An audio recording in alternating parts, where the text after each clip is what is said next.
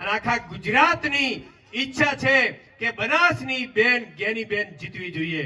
તો આપણા આમ તો સંસ્કૃતિ પ્રમાણે કોઈ મહેમાન આવ્યા હોય તો એમનું પણ સ્વાગત કરવું જોઈએ। અને આમ આદમી પાર્ટીમાંથી ક્રાંતિકારી નેતા જ્યારે આપણી વચ્ચે હોય અને હું ડીસા તાલુકાના પ્રમુખ અજમલજીને વિનંતી કરીશ કે એમનું સ્વાગત કરીશું, કારણ કે આપણે સ્વાગતમાં ભૂલી ગયા એમનું નામ।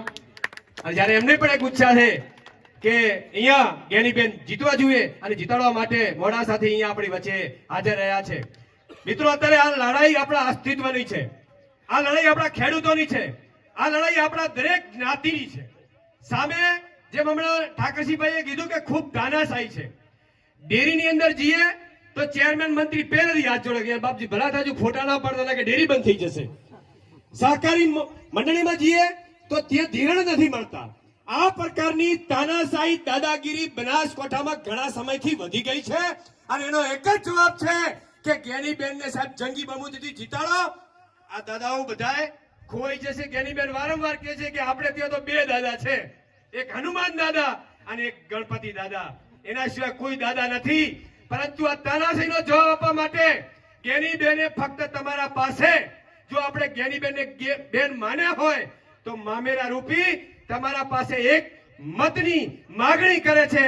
એક બાજુ પૈસાદાર થેલાઓ લઈને નીકળવાના છે અને એક બાજુ આપણા ખેડૂતની દીકરી જ્ઞાનીબેન આપણી સામે બેઠા છે।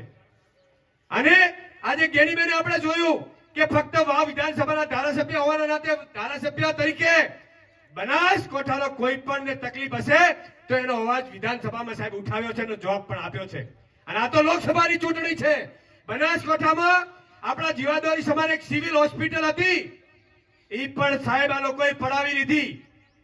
આજે દરેક જગ્યાએ ખૂબ તકલીફ પડી, સારી હોસ્પિટલ પણ બનાવી નથી શક્યા।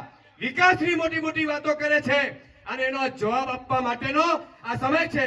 વધારે વાત નહીં કરતા આપણી વચ્ચે આપણા બેન જ્ઞાનીબેન છે, તો જ્ઞાનીબેનને વિનંતી કરીશ કે આ સભાને સંબોધન કરશે। જ્ઞાનીબેન।